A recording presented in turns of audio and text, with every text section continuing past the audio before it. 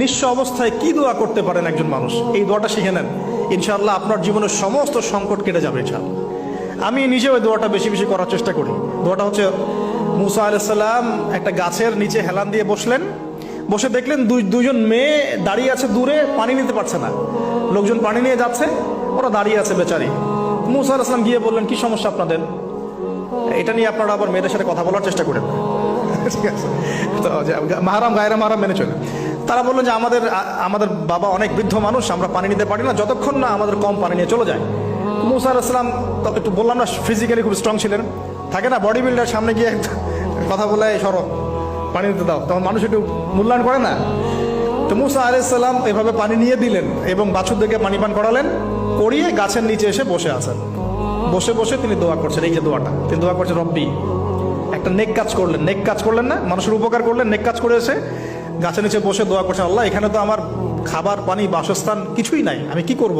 রব্বি ইন্নি লিমা আনজালতা ইলাইয়া মিন খায়রিন ফাকির, রব্বি ইন্নি লিমা আনজালতা ইলাইয়া মিন খায়রিন ফাকির। আবার বলেন, রব্বি ইন্নি লিমা আনজালতা ইলাইয়া মিন খায়রিন ফাকির। অর্থ হচ্ছে, হে আল্লাহ, তুমি তোমার পক্ষ থেকে আমার উপরে যে নেয়ামতগুলো দিবে, আমি এর জন্য ফকির হয়ে বসে আছি। আল্লাহ অর্থ বুঝে পড়বেন ভাই, নামাজ রোজা হজ জাকাত যাই করেন আল্লাহর ওয়াস্তে অর্থ বুঝে পড়বেন। অর্থ বুঝে পড়লে আপনার ইবাদতের স্বাদ পাবেন, তৃপ্তি পাবেন, আল্লাহর সাথে কানেকশন হবে, আল্লাহর নূর পাবেন, মাআরিফত পাবেন, সত্য স্বপ্নও দেখবেন তখন ইনশাআল্লাহ। তখন শুয়ে সত্য স্বপ্ন দেখবেন ইনশাআল্লাহ। আল্লাহ পাক তৌফিক দান করে দেন। এবার আল্লাহ পাকের সাহায্য নেমে আসলো, ওই দুই মেয়ের মধ্যে একজন হেঁটে হেঁটে চলে আসে। এবার এই মেয়ের হাঁটা সম্পর্কেও কোরআন কথা বলেছে, সুবহানাল্লাহ। এই মেয়ে কিভাবে হেঁটে এসেছে এই হাঁটার বর্ণনাও কোরআন দিয়েছে। কোরআন বলেছে এই মেয়ে হেঁটে আসছে লাজুক পায়ে। এখন আপনি এই পুরো ওয়ার্ল্ডের মেয়েদের হাঁটা দেখেন, লজ্জা আছে? তাহলে মেয়েদের সাথে লজ্জা একটা গভীর সম্পর্ক আছে। এই মেয়ে প্রশংসা আল্লাহ পাক কোরআনে করলেন, লাজুক পায়ে লাজুক ভঙ্গিতে অবনত নয়নে সে হেঁটে আসলো। এখন আপনি কেলে যান, গো টু খেল, আপনাদের টুইন টাওয়ারে যান, দেখেন সবার হাঁটা চলা দেখেন।